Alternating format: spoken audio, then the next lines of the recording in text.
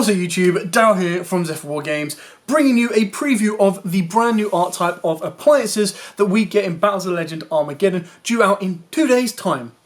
So thank you to Rob and Joe for helping me put this deck together, and at the end I will also show you a 2-card combo just to show you what the deck can do and how it gets going.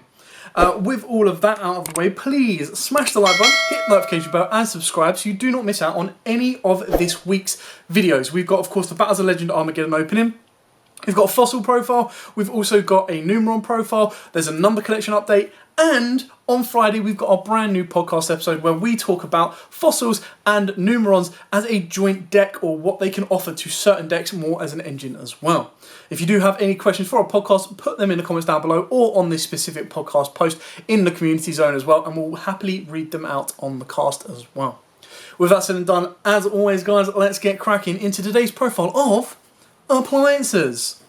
Now, for those of you that played the original Bomber game or Bomberman game on like N64 and Game Boy, you'll recognise the opening and why I added it. I just think Socket Roll looks like Bomberman. You know, a little bit of a gimmick there for you. Anyway, you do play triple Appliancer Socket Roll. This card is basically the free special summon of the deck. So, if you control an Appliancer monster, you can special summon this card from the hand. If another Appliancer Socket Roll is special summoned to your field while you control this monster, you can special summon one Appliancer Socket Roll from your deck. So it's just like special, special, special. What you will notice are these are all machines, they are all below 500, so they are massive duplicate, machine dupe targets. There we go. We've then got triple Appliancer Breaker Bunkle. So during damage calculation, if your Appliancer monster battles an opponent's monster, quick effect, you can discard this card. For that battle, your monster cannot be destroyed by battle and you take no battle damage. If an Appliancer monster you control would be destroyed by battle, would be destroyed by card effect, you banish this card from the graveyard instead.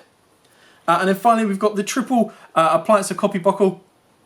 This one's actually really good and important as well as part of the combos. So you target one Appliancer monster you control, special summon this card from the hand, and if you do, this card's name becomes that targeted monster's name until the end of the turn. During the main phase, if this card is in the graveyard except the turn it was sent there, you can banish this card from the graveyard, then target one Appliancer monster you control, special summon one monster with the same name from your hand or graveyard. Only use each effect once per turn. So you can see how it's all about going, ooh, special, ooh, special, ooh, link up, and it kind of just goes around that way. We do play triple Parallel Exceed and we do play triple Format Skipper, purely because the way this kind of works is you do want to link climb, you do link a lot, so you actually use the Parallel Exceed as either link fodder, or you can use it of course as XYZ rank 4 fodder, whether you want to be defensive against stuff like Nibiru and play your Track Tricks for Flesia, or if you want to do it a little bit differently as well. We've then, of course, got any lineup of hand traps you want. So I've got double Nibiru at this moment in time, double Ghost Ogre, and the single DD Crow.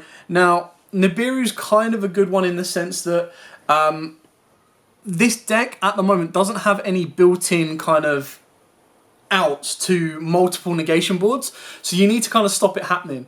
So if you're up against 3 negations, and Imperm is not going to cut it, whereas Nibiru being able to stop them building that board will do a lot more for you. I've kind of gone with Ghost Rogue as well because I just think it's a really cool hand trap that a lot of people sleep on, and I've said it many a times before, is that the way the Ghost Rogue works is so many people are used for their cards to get ashed, and then they go, okay, cool, what do I do when I don't have that search? But not a lot of people are actually used to it going, right, what do I do if I've got the search but I haven't actually got the monster still on board that I can use as material? And that can really throw off a game plan and actually get you a lot of wins. And then we've got the 1 DD Crow because it is a searchable hand trap that's actually really, really good. We've then got triple Appliancer Electrical World. So when this card is activated, you add one Appliancer card from your deck to your hand, except the field spell. Once per turn, if you link summon an Appliancer link monster, you can add one Appliancer monster from your graveyard to your hand. Once per turn, when a monster declares an attack, you can move one Appliancer monster you control to another of your main monster zones. You can only activate one of the field spell per turn. Keep in mind it says activate, so if the activation is negated, you can activate a second one. Then of course we've got triple Silent Mining because you want to get into format, you also want to get into your Parallel Exceeds more so than that. Triple Call by the Grave because if you're playing this card, triple Machine Dupe, and it is incredibly powerful for your deck, you need to make sure that it goes off. The one thing that Ash will do a heck of a lot better than Ghost Ogre is just going, nope, you can't do that, you can't special from the deck, so you need to make this as consistent as possible to resolve. We've then got double Appliancer Test. So you target an Appliancer Link monster you control in the extra monster zone. Special summon as many Link 1 Appliancer Link monsters from your graveyard as possible to the field so they are co-linked to the targeted monster, but change their attack to 0. Also banish them during the end phase. Now keep in mind the Appliancer Link monsters, some of them can't actually be used as Link material the turn they are Link summoned. So you have to be very, very careful on that one. We've then got double Appliancer Reuse and 1 Monster Reborn. So the reuse is target a level 4 or lower Appliancer monster in your graveyard, special summon it, but shuffle it into the deck when it leaves the field. So it allows you to recur your resources, which is kind of why it's played at 2, but it is technically just a Monster Reborn, but not as good because you've already seen that we only play 3 level 4 or lower Appliancer monsters. So Monster Reborn is more generic, going to get you more from it, but this is obviously going to be quite useful to recur your resources. And then for the final spells, Pot of Avarice, Terraforming, and 1-for-1. 1-for-1, all of your appliances are level 1s, so kind of need to go for that one. Pot of Avarice, you do burn through your extra deck and your main deck, building up your boards, so shuffling them back into the deck to draw 2 is also very, very good and useful. And then, of course, Terraforming as getting a 4th copy of the field spell, because the 4th copy of the field spell is basically search any appliancer card, so it just gets everything going. And that is where you could put Extravagance in here if you wanted to, because you do play a lot of the extra deck, or 2s to 3s of everything, but it is entirely up to you. And the deck can be built more budget. The whole main deck itself isn't that expensive at all. Nibiru is probably the most expensive single card, and the majority of the Appliancer cards, you can probably get the whole core for like 30 to 40 quid, which is really, really good, if you want to have a bit of fun with it as well. Moving on to the extra deck, of course we play 2s of pretty much all the appliances. So we've got double Appliancer Silipus. This is the main Link monster you're going into at the moment. They are missing like an insane boss monster, but this requires 2 Appliancer monsters. Your opponent's monsters cannot target this linked card for attacks. Also, your opponent cannot target this linked card with card effects. During damage calculation, if your Appliancer Link monster co-linked to this card battles an opponent's monster, your battling monster gains 1,000 attack for each monster co-linked to this card during damage calculation only. Once per turn, if an Appliancer Link monster or monsters you control that is not co-linked to this card is destroyed by battle or card effect, you draw 1 card. We've then got double Laundry Dragon. Now I've actually got the anime effect on this one, which is really bad, but so you've got double Appliancer Laundry Dragon. This is your next best card. Now, it just requires 1 Appliancer monster. It cannot be used as Link material. The turn it is Link summoned, which is the exact same as all the other Link 1 appliances. But the one thing that this card does have is it can't deal battle damage, which is such a shame. But it is the only one that has like 1,500 attacks, so it's your strongest Link one as well. So basically the way this one works, I'm going to bring up the exact effect right in front of me. So, can't be used as Link material to turn its Link summon. Neither player takes battle damage from attacks involved in this card. Once per turn, after damage calculation, if this co-linked card battles an opponent's monster, you can banish that opponent's monster. Nice. Once per turn, after damage calculation, if this card that is not co-linked battles an opponent's monster, you can destroy that opponent's monster, and if you do, inflict damage to your opponent equal to the destroyed monster's original attack. So, this is your out to big, insane boss monsters that you just can't deal with. Now, it does actually say equal to that monster's original attack. So, if you were to get rid of like an access code talker, you're only going to burn them for 23, but you're still going to be doing a hefty amount of damage. Then we've got double Appliancer Vacuum Elephant. So, again, 1 Appliancer monster can't be used as Link material to turn it's Link summoned. This card, if it is not co-linked, can attack directly. You can only use 1 of the following effects per turn. You send 1 card from your hand to the graveyard, target 1 card your opponent controls and destroy it. Or, if this card is co-linked, you target 1 monster your opponent controls in a monster zone and destroy it. So here is your popper. And then you've got double Appliancer Dry Drake. This is part of the 2-card combo as well. This is kind of what gets you the damage going. So can't be used as Link material. The turn is Link summoned. This linked card gains 1,000 attack. Once per turn during your battle phase, if this card is co-linked, you can switch the location of 2 Appliancer monsters in your main monster zone, including this card. And if you do, the other monster can make a second attack during each battle phase this turn. Once per turn, when this card is not co-linked is targeted for an attack, you can negate that attack. Nice. And then finally, double Appliancer Kappa Scale. 1 level 1 Appliancer cannot be used as Link material the turn that it is Link summoned. If this card is co-linked, you can tribute this card, then target 1 Appliancer Link monster in your graveyard, special summon it. If this card is not co-linked, you can tribute this card, then target 1 level 4 or lower Appliancer monster in your graveyard and special summon it. So you can see this is a bit more of your resource revival as well in the graveyard. For the non-Appliancer monsters, we do play any rank 4 you want, and the one at Lyrilisk. Lyrilisk because it searches you out your level 1 Wing Beast as well, and then the Baguska just because it is a pure, pretty much slow down lockdown. But you can be, obviously, Tornado Dragon, this can be Abyss Dweller, anything you want. And then we've got just a small other high-level link monsters. So you've got your Phoenix to get you out of sticky situations, your Unicorn to get you out of even stickier situations, and then of course your Access Code Talker to win you game. Now the idea is that during your next turn, they're all different attributes. You've got Waters, Darks, Fires. During your next turn, because they can't be used as link material the turn they are link summoned, you're basically going to be able to go there, do a bit of damage, clear the board off, then protect the board through their own effects. Then during main phase 2, or not main phase 2, sorry, during your second turn, you link them all together, go into access code just goes, okay, cool, let's go.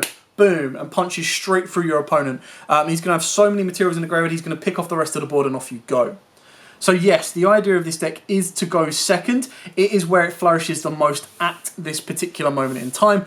It's still missing a couple of elements. But it can get you some surprise plays, and it can also cause your opponent a lot of issues.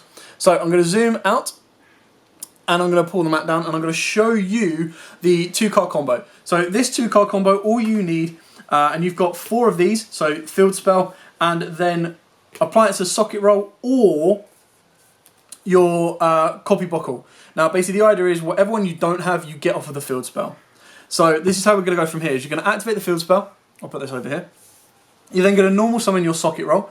You're then going to use your Copy Buckle to target the Socket Roll, special summon this. This then becomes Socket Roll, which then triggers Socket Roll's effect to special summon another copy of itself from the deck, because technically one of it has been special summoned.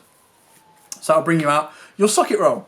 You then use Copper Buckle and Socket Roll, which is now technically a Socket Roll, or Tongue Ties, and you go into your Appliancer Celipus.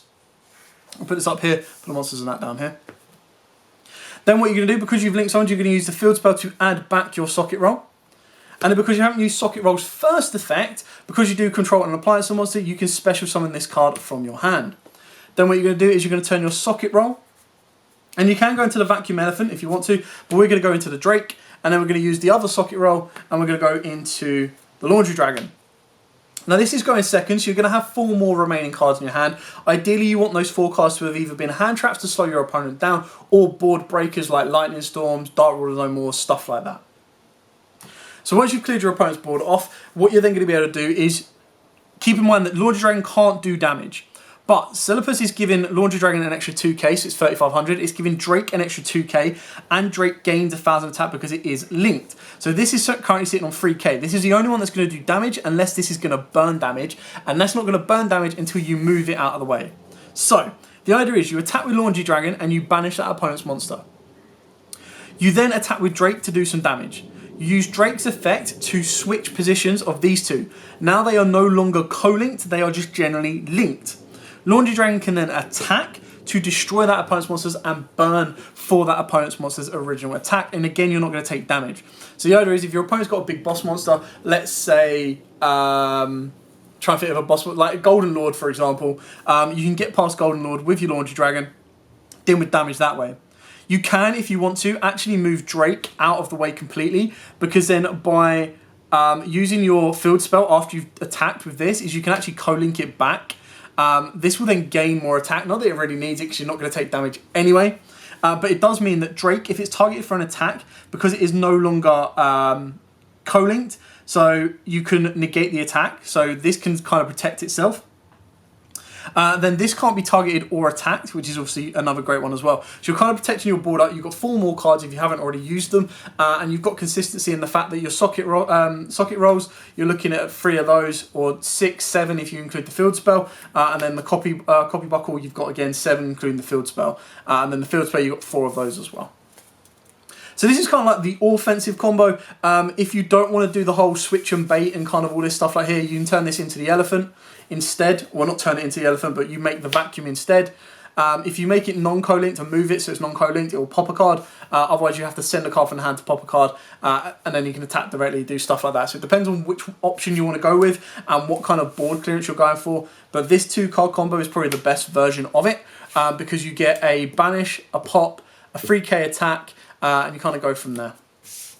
And that, ladies and gentlemen, is it, because then what you do is after you've broken your opponent's board, they're going to struggle to come back. You're going to have these 3 cards walling themselves up, protecting themselves and not taking damage. And then the next turn you can just go all of those into the graveyard, fire, water, dark, straight into an access code.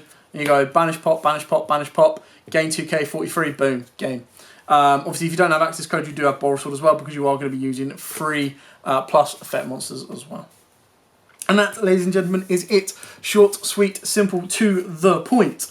Now, I did only do a preview of this one because what we want to do is we want to make sure that the fossil profile that we bring out on Thursday will be the most recent one for you guys as well. Hopefully we get all the fossil cards that we need.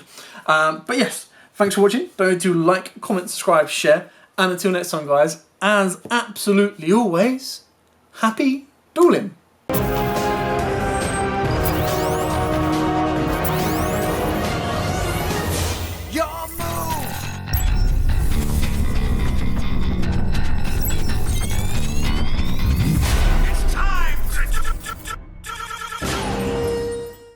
So guys, before we get started, don't forget we do have that amazing discount code thanks to Tier 0 Games going on right now. And all you have to do is put in ZW Games 5 to get 5% discount on your total order at tier0games.com. The links will be in the description below.